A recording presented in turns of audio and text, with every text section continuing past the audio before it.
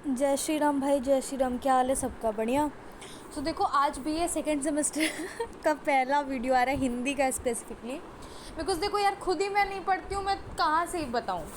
हिंदी तो मैं मतलब सेकेंड सेमेस्टर का ये हाल तो क्या है ना गाइस, सच्ची बता रही हूँ। फर्स्ट सेम में ना इतना पढ़ाई लिखाई होती है क्योंकि वो रिटन होता है, तो हम लोग खूब जम के एक एक कंसेप्ट पढ़ते हैं, हर चीज़ पढ़ते हैं। लेकिन एमसीक्यू में हम लोग इतनी ढील दे देते हैं ना कि हम लोग पढ़ते ही नहीं है लिटरली। मैं खुद का भी हाल बता, एमसीक्यू में ना मेरा एकदम, मैं सिर्फ अपना फेवरेट सब्जेक्ट इंग्लिश ही पढ़ती हूँ और छोड़ के मैंने कुछ भी ढंग से इतना अच्छे से नहीं पढ़ा है। तो इसीलिए मैंने इतने लेट वीडियो डाली।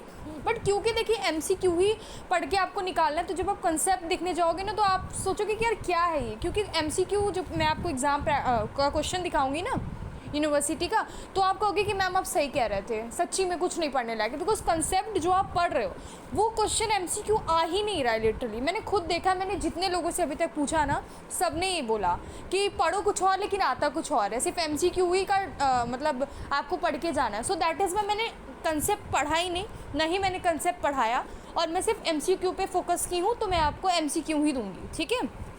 और मुझे नहीं लगता कोई इतना अच्छा बच्चा है जो कंसेप्ट भी पढ़ रहा है और एमसीक्यू भी पढ़ रहा है, क्योंकि उसको एमसीक्यू में सेकंड सेमेस्टर में पेपर देना है, ठीक है। मुझे नहीं पता आपके साइड क्या ऐसा सिस्टम है, बट हम लोग का ऐसा होता है ना कि पहला सेमेस्टर जो होता है वो written, then MCQ, then written, MCQ, written, MCQ, ऐसे करते करते पूरा 3 साल निकलता है, राइट।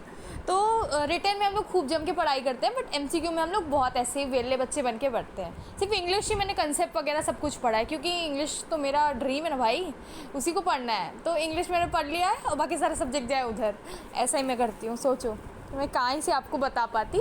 बट हाँ, एमसीक्यू डिस्कस करना बहुत ज़रूरी है, क्योंकि पेपर में फिर हवाइयाँ उड़ने लगेंगी, 12 बजाएंगे, बता रही हूँ, अगर नहीं पढ़ोगे एमसीक्यू तो। सो दैट इज़ वाई मैंने सोचा कि एमसीक्यू डिस्कस कर ही देती हूँ। ऊपर से रश्मि मिश्रा ने तो वॉर ही शुरू कर दिया कमेंट सेशन में, ठीक है। तो आप लोग देखिए, कमेंट सेशन में लड़ाई मत करा करिए ना, कोई फ़ायदा नहीं होता है। मैं देखती हूँ, मुझे हंसी भी आती है और लगता है यार ये सब क्या कर रहे हैं। ओके, तो चलिए एमसीक्यू की फाइनली फर्स्ट वीडियो की श्री गणेश करते हैं।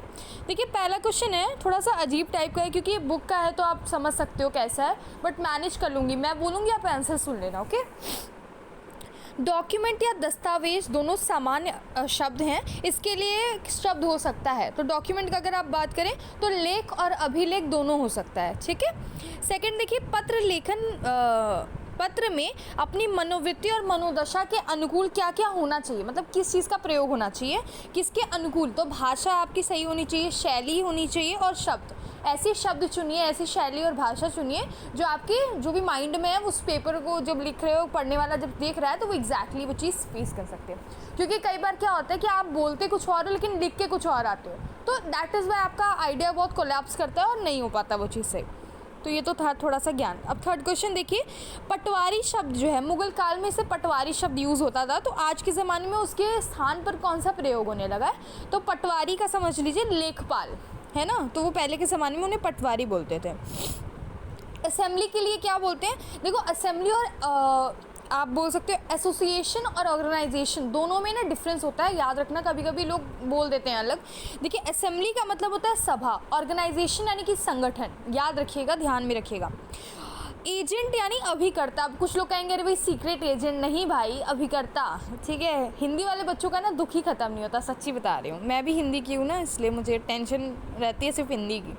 ओके, एसोसिएशन यानी संस्था, एजेंट यानी अभिकर्ता, बाई लॉ का परिभाषित शब्द। ये सारे परिभाषित शब्द ना ध्यान से पढ़िएगा, क्योंकि ये चीज़ क्वेश्चन में आता है, मैंने देखा है पेपर में। बाई लॉ के लिए परिभाषित शब्द है उपविधि, ठीक है। ड्यूटी स्टैम्प का परिभाषित शब्द है मुद्रांक शुल्क, ओके। एक्सट्राडिशन का एक्सट्राडिशन क्या है, तो ये प्रत्यर्पण है, okay. Then after for the time being का परिभाषित, फॉर द टाइम बीइंग, इतने बड़े का परिभाषित शब्द क्या है, फिलहाल। सीधी सीधी बात है, फिलहाल। फिलहाल तो यूँ है कि कुछ कर नहीं सकते, पढ़ना ही पड़ेगा, बिना पढ़े पेपर दे नहीं सकते। मैच नहीं किया भाई। अच्छा, कार्यालय हिंदी शुद्ध रूप में होती है प्रयोजन मूलक, ओके, उसका आंसर है। देन आफ्टर शब्दावली में कौन कौन सा अर्थ ग्रहण किया जाता है, अभिधा, यानी पारिभाषित शब्दावली में कौन सा अर्थ ग्रहण किया जाता है, तो अभिधा। कॉपी फॉरवर्ड टू का हिंदी अनुवाद क्या होगा, प्रति प्रेषित। कॉपी फॉरवर्ड टू का प्रति प्रेषित, ओके। डिस्पैच क्लर्क, के लिए पर्याय क्या है, इसका पर्यायवाची क्या होगा, तो ये प्रेषक लिपिक। ओके, थोड़ा पढ़ने की ज़रूरत होगी हिंदी, बिकॉज बिना पढ़े नहीं हो पाएगा भाई साहब। ओके, दंगल झाल्टे के अनुसार पश्चिम के कौन से विद्वान पहले व्यक्ति थे जिन्होंने अनु की गंभीर प्रकृति का ध्यान देकर अनुवाद की गंभीर प्रकृति का ध्यान देकर अनुवाद में बोधगम्यता का विशेष बल दिया। तो कौन से वो विद्वान थे, तो उनका मार्टिन लूथर, ठीक है, इनका नाम तो सुना ही होगा। ओके, देन उच्च अधिकारियों द्वारा आवर्ती या मिसिल के हाशिए में अनुदेश आदि देने के लिए टिप्पणी लिखी जाती है, उसे कहते हैं, देखिए हाशिया आ गया ना क्वेश्चन में, तो आप लिख देना हाशिया टिप्पणी। हालांकि ये हर बार सही नहीं होता। अभी मैंने मतलब सोशो का पेपर दिया था, तो उसमें एक चीज़ मुझे आ नहीं रही थी, तो उसमें मुखर्जी लिखा हुआ, तो ऑप्शन में भी मुखर्जी था, मैंने मुखर्जी टिक लगा दिया और मेरा आंसर गलत हो गया तो मैंने सोचा शेयर कर दूँ। कुछ कुछ चीज़ें मैच करती हैं तो ठीक लगता है, लेकिन मेरे जैसे बुरी किस्मत वालों का MCQ कभी ठीक नहीं जाता जैसे तुक्का कभी सही नहीं जाता। तो लिटरली मैंने मुखर्जी लगा दिया आंसर में, और क्वेश्चन में भी मुखर्जी था, और देखा तो गलत आंसर था। उसके बाद मैंने चेक ही नहीं किया, मैंने कहा मैं नहीं चेक करने वाली भाई, कौन इतना टेंशन लेगा। ओके, किसी विशेष कार्य के लिए नियुक्त व्यक्ति का क्या होता है, पदनाम। जैसे आपको पद नाम होता है ना, आपका ये पद है, तो वही चीज़ है कि किसी विशेष कार्य के लिए, लाइक अगर आप मान लो GST इंस्पेक्टर हो, तो GST लगा हुआ है ना कि आप इंस्पेक्टर हो, इंस्पेक्टर एक पद है, ठीक है, तो उस चीज़ के लिए वो वहाँ पे बोला जा रहा है। ये तो ईजी था। अंग्रेजी शासनकाल में प्रचलित पद कलेक्टर का पर्याय क्या है, बताइए। डिस्ट्रिक्ट मजिस्ट्रेट, DM, समझ में आ रहा है, और SDM का सब डिविजनल मजिस्ट्रेट होता है।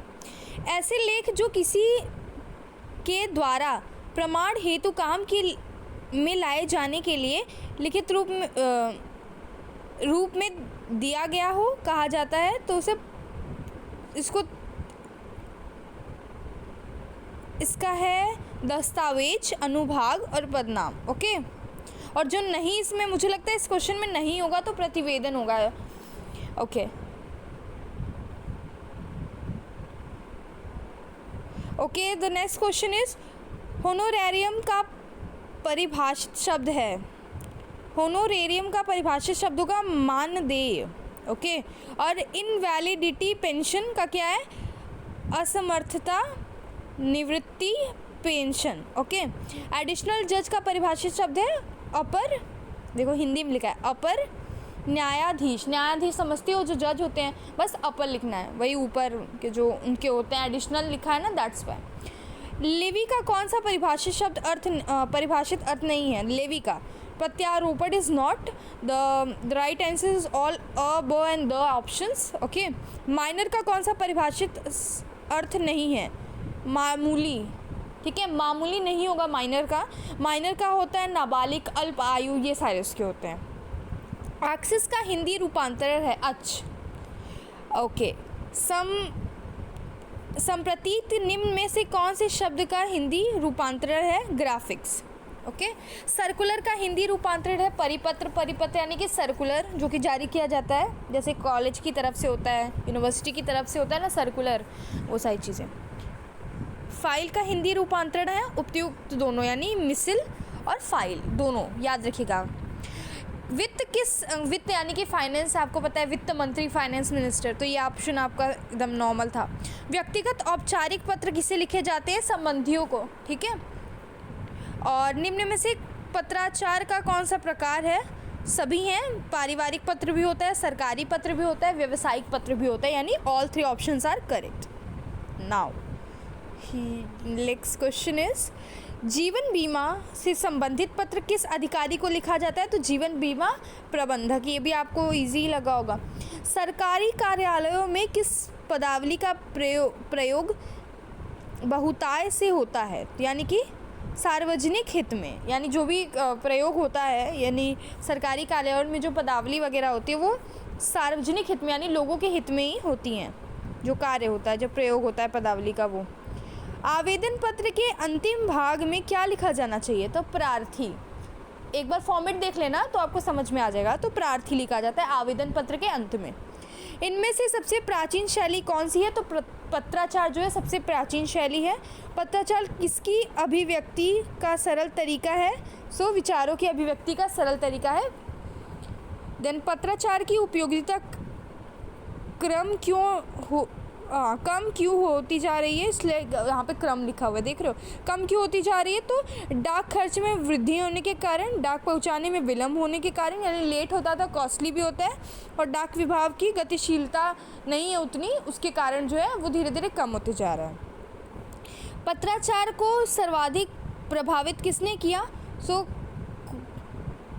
कुरियर सर्विस ने, ठीक है, कुरियर सर्विस जो आ गया उसकी वजह से जो पत्राचार है वो धीरे धीरे खत्म की तरफ बढ़ने लगा है। पल्लवन किसे कहते हैं? विस्तारण, यानी जब किसी को डीप में बताते हो किसी चीज़ को तो वो पल्लवन होता है।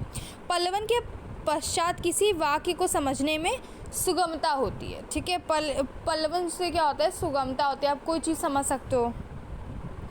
देन एक सधे सधाए लेखक का कार्य क्या होता है? कम से कम शब्दों में अभिव्यक्ति करना, यानी कि आप किसी चीज़ को कितने छोटे में बता सकते हो, ओके, कम शब्दों में बड़ी बात कहना, वही, क्योंकि इतने सारे पत्र आते हैं, उसमें सबका पत्र इतने बड़ा बड़ा होगा तो पढ़ने वाला खुद ही नहीं पढ़ता है, वो बस ऊपर ही पढ़ के हटा देता है, ठीक है। गागर में सागर का क्या होता है? बहुत सारी बातों को संक्षेप में कह देना, इसे गागर में सागर। पल्लवन नहीं किया जा सकता व्याख्यान का कभी भी पल्लवन नहीं किया जा सकता, क्योंकि ऑलरेडी वो व्याख्या है, अब आप उसको क्या ही डीप में डालोगे, वो तो खुद ही से व्याख्या का मतलब ही क्या है, वो ऑलरेडी डीप में डिस्कस किया हुआ है। लेखक की किस क्रिया को मिनी निबंध कहते हैं? पल्लवन को ही मिनी निबंध कहते हैं, ठीक है। पल्लवन से स्पष्ट किया जाता है मूल भाव। पल्लवन क्या होता है? जब आप किसी चीज़ को डीप में लिखते हो ना तो उसका मूल भाव स्पष्ट हो जाता है। पल्लवन का विलोम क्या है? संक्षेपण। पल्लवन जो डीप में लिखा जाता है, संक्षेपण यानी छोटे में, कम शब्दों में बड़ी बात कहना। पल्लवन के लिए अवतरण के कौन सी विचारों का जानना अनिवार्य है? मूल विचार भी और गौड़ विचार भी, दोनों विचारों को पता होना चाहिए पल्लवन लिखते टाइम, ठीक है। पल्लवन के लेखन में किसका प्रयोग नहीं किया जा सकता? तो टीका टिप्पणी का काम कोई और होता है, ठीक है।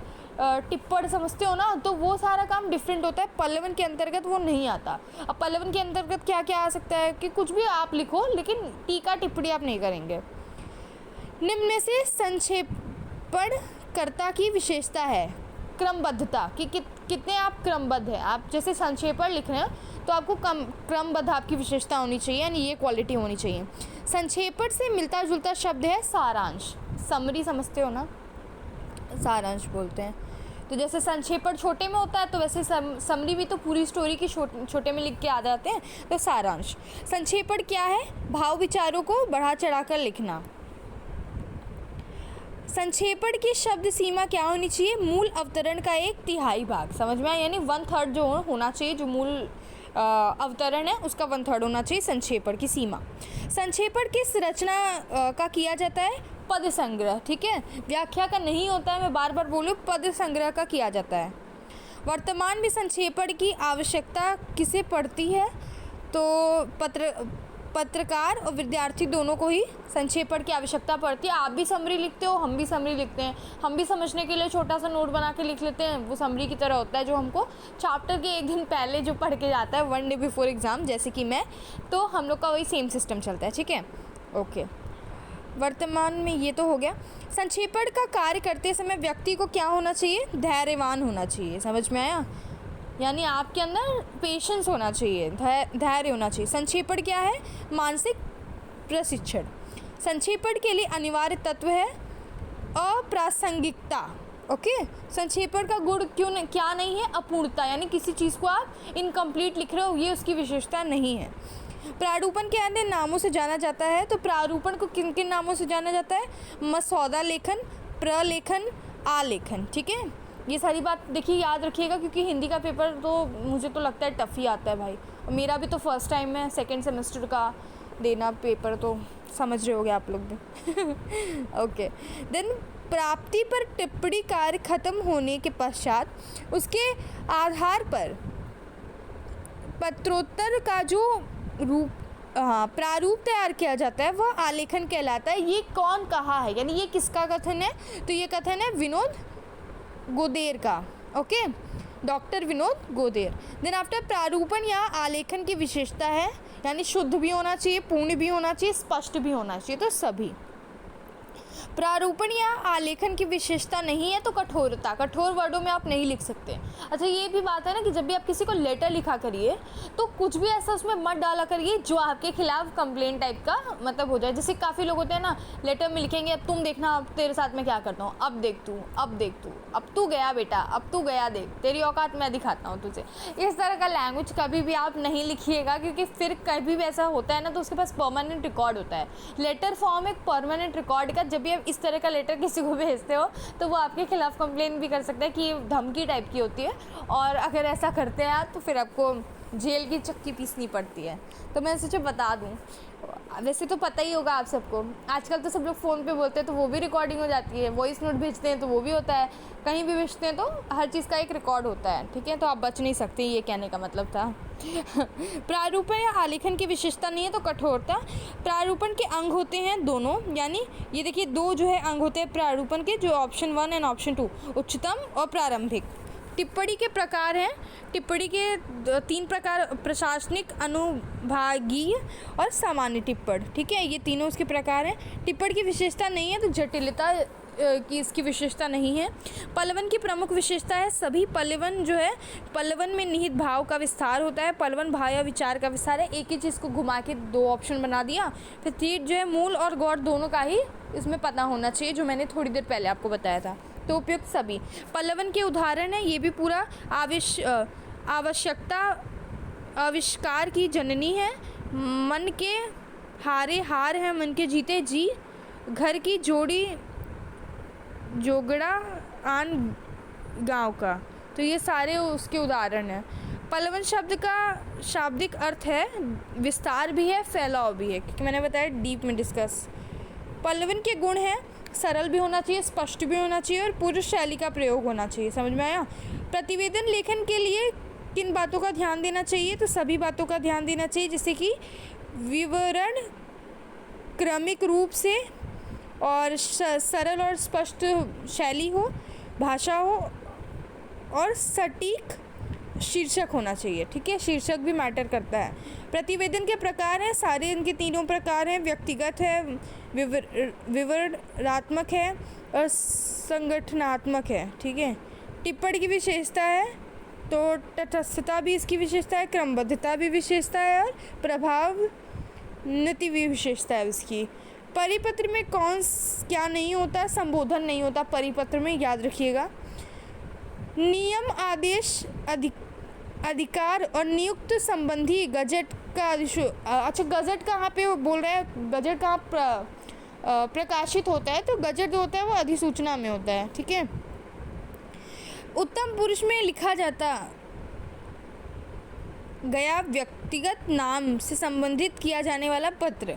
तो अर्ध सरकारी पत्र, अर्ध सरकारी पत्र होता क्या है ना, जैसे आप किसी सरकारी काम करते हो आप, और आपका ही कोई कलीग है जो साथ में है, उसको जब आप पत्र लिख रहे हो तो आप उसमें फ्रेंडली नेचर डाल सकते हो, और सरकारी पत्र लिख रहे हो इसलिए वो सरकारी रहेगा। जैसे मान लो मैं एक डिपार्टमेंट हूँ, मेरा दोस्त दूसरे डिपार्टमेंट है, मैं उसको लिख रही हूँ तो मैं भी सरकारी कामकाज करती हूँ, वो भी सरकारी कामकाज करता है, लेकिन हम अपने पर्सनल बात भी कर सकते हैं उसमें, तो अर्ध सरकारी पत्र कहा जाता है। लेकिन दोनों लोग आपस में बात करें इसलिए सरकारी वर्ड लगा हुआ है पीछे, ठीक है। कार्यालय आदेश में सबसे ऊपर क्या होता है? कार्यालय का नाम, वेरी सिंपल। अधिसूचना का प्रकाशित कहाँ होता है? राजपत्र या गजट, अभी अभी बताया। पूर्व में प्रेषित शब्द का स्मरण दिलाने के लिए भेजा गया पत्र, अनुस्मारक, जब आप किसी को कुछ याद दिलाने के लिए भेज रहे हो कि मैंने पहले पत्र भेजा था, अभी तक आपने उसका रिप्लाई नहीं किया या फिर प्रकाशन नहीं किया, तो कुछ भी ऐसा आप बोल रहे हो तो याद दिला रहे हो, तो अनुस्मारक। कार्यालय पत्रों की भाषा होती है, उसकी औपचारिक भाषा होती है, वेरी सिंपल।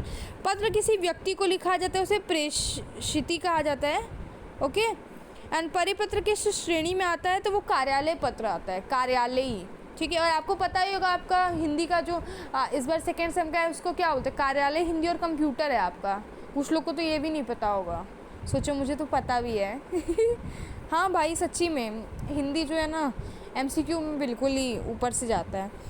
परिपत्र के श्रेणी में आता है तो कार्यालय पत्र है। और देखिए ये बहुत इंपॉर्टेंट है, संविधान की धारा 343A(1) में हिंदी को कब घोषित किया गया या क्या घोषित किया गया, तो राजभाषा घोषित किया गया। याद रखिएगा, जीके का भी क्वेश्चन है और हिंदी में तो बहुत सारा ऐसा आता है। प्रारूपण का समानार्थी इंग्लिश शब्द है, प्रारूपण यानी कि ड्राफ्टिंग। अब याद हो जाएगा बच्चों को, इंग्लिश थोड़ा सही लगता है।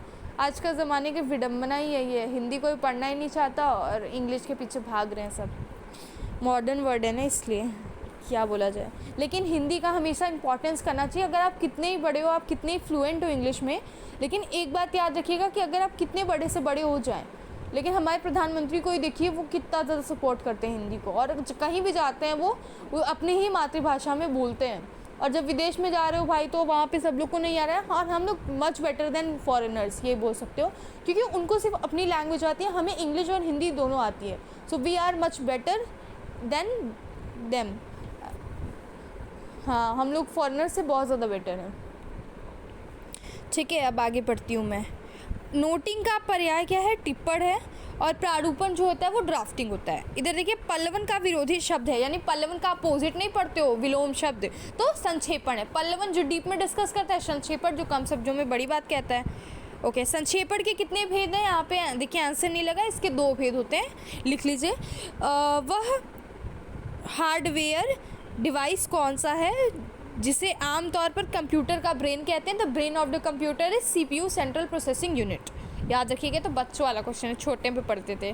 किसी प्रोग्राम में बग का क्या प्रोग्राम में क्या होता है, तो वो एरर। ठीक है, ये बग लिख कर रहा है, दैट मीन्स एरर। ओके, निम्नलिखित में कौन सा कंप्यूटरों की टेलीफोन लाइन का प्रयोग करके डाटा अंतरित करने की अनुमति देता है, तो मॉडम। ठीक है, modem, third option is right. And पहला सक्रियात्मक इलेक्ट्रॉनिक अंकीय कंप्यूटर है ENIAC, this is the right answer. और निम्नलिखित में से कौन सा सही रूप है, तो वर्ल्ड वाइड वेब, यानी इसमें पूछा है स्पेलिंग कौन सी सही है और फुल फॉर्म कौन सा सही है, तो वर्ल्ड वाइड वेब WWW का होता है। So this video is completed. मैं ट्राई करूँगी यूनिवर्सिटी से पहले जितना MCQ हो सकता है उतना आपको बता दूँ। तो तब तक के लिए चलिए, आप इसको प्रैक्टिस करिए, याद कर लीजिए और समझने का भी ट्राई करिए। और all the best guys, thank you so much, bye bye, जय श्री राम, राधे राधे।